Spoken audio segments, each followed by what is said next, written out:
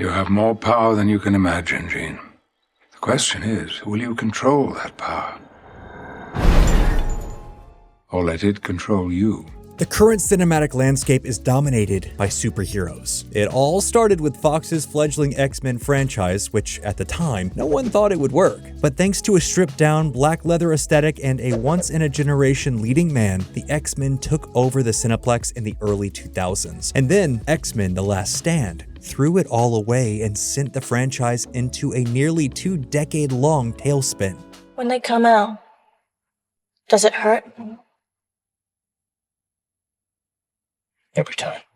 The X-Men were created in the 1960s by Jack Kirby and Stan Lee, and then reinvented by Chris Claremont and a murderer's row of artists with giant-sized X-Men #1. Flash forward to one of the most popular cartoons on the planet, a publishing company declaring bankruptcy, and about 2 decades of development hell on a big-budget live-action feature film, and you get 2001's X-Men. You're sneaking around in here, Charles. Whatever are you looking for? I'm looking for hope. Despite finding its breakout star Hugh Jackman 2 weeks into production after the original actor cast to play Wolverine had to bow out, the film went on to be an international powerhouse, bucking expectations and pulling in massive amounts of cash for Fox. A sequel, X2 X-Men United, saw all of the core players returning for what is still considered one of the best comic book adaptations of all time. Loosely inspired by the Marvel graphic novel by Claremont and Brett Anderson, God Loves, Man Kills, the movie balanced its sprawling ensemble, weighty themes, and high-octane action with masterful skill, which is why things were about to get a bit more complicated for Fox. X2 pulled in over $400 million in 2003. We're here to stay, Mr. President.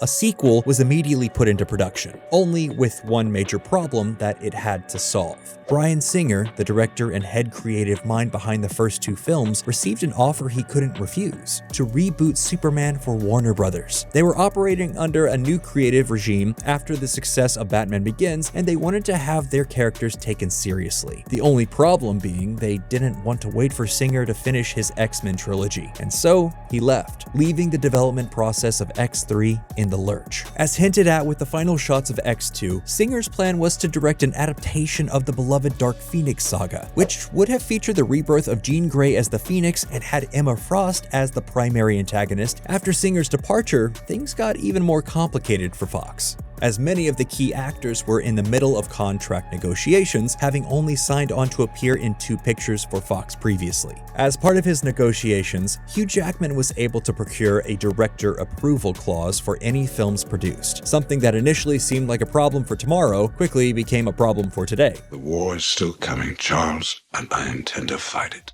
What happened next was a round robin of franchise speed dating. Fox, Jackman, and virtually every major director of the day had back and forths. Darren Aronofsky, Joss Whedon, Alex Proyas, Rob Bowman, and Zack Snyder. By February of 2005, there was still no director sitting in the big chair. What did Fox do? They announced that X3 would be released May 5th, 2006, and that they intended to start shooting in Vancouver in July of 2005. Literally a month later, the studio signed Matthew Vaughn to direct the film, and graciously delayed the release of the film 3 whole weeks to May 26th, 2006. The film would now no longer be based on Dark Phoenix, but instead on Joss Whedon's Gifted arc from his astonishing X-Men run. However, before the film could really gain a significant amount of traction, Fox suffered another setback completely of their own doing. Matthew Vaughn quit the project. Years later, Matthew Vaughn revealed that he left because of decidedly underhanded tactics by Fox execs. According to Vaughn, Fox had commissioned a fake draft of X3 that featured a massive opening sequence set in Africa where Storm used her weather powers to cure a drought. When confronted about why there was a draft of a script he wasn't involved in, a nameless Fox exec admitted that it was a decoy draft, intended to get Halle Berry to sign on to the picture. You never learn,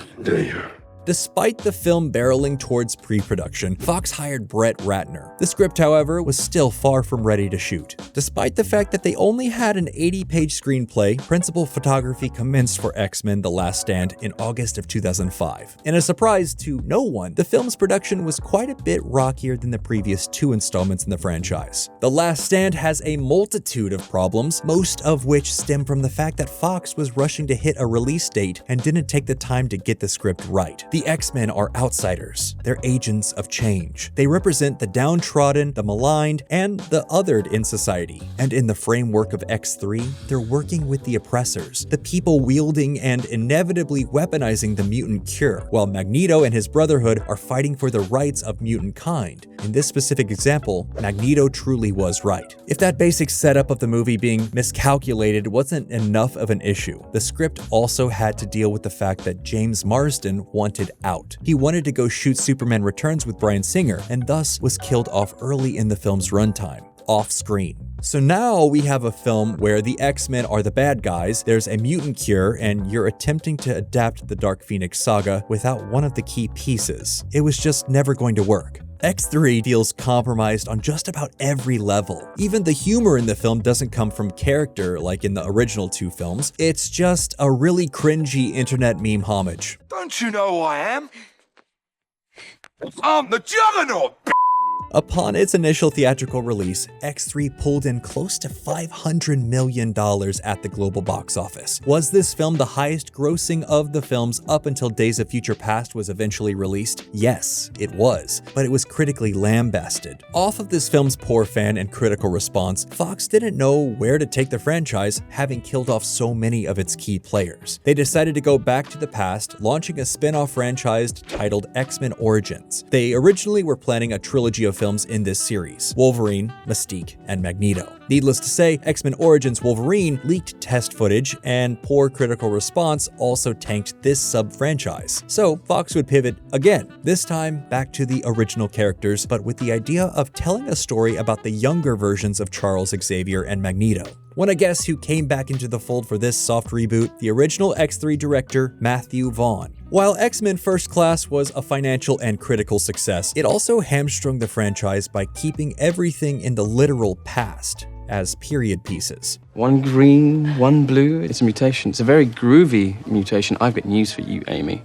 You are a mutant. This made for increasingly strange franchise backflips, which over the course of the later sequels caused many fans to lose interest. Honestly, you can draw a straight line from X-Men The Last Stand straight to the franchise's demise, which ironically was a remake of the Dark Phoenix storyline, simply titled Dark Phoenix. Screenwriter of both films, Simon Kinberg, recently relayed in an interview that he's very aware of the problems with X3. When speaking to Screen Crush, he said, "I would have fought harder for the Dark Phoenix. Listen, I think if we made that movie today, there are a lot of things that would be different. The universe today culturally is more open to a darker superhero film." Would making a strict adaptation of Dark Phoenix saga in 2006 really have been the answer to the film's problems? Frankly, no. You still have James Marsden wanting out, Fox rushing everything, Hugh Jackman having director approval, and Brett Ratner just being the wrong choice on about every level. It's a miracle that the X-Men franchise ever recovered after a misstep this big. But thanks to the enduring power of Marvel's Merry Mutants and multiple big-name directors needing paychecks, they soldiered forth and managed to produce nearly 20 years of feature films out of Xavier's dream.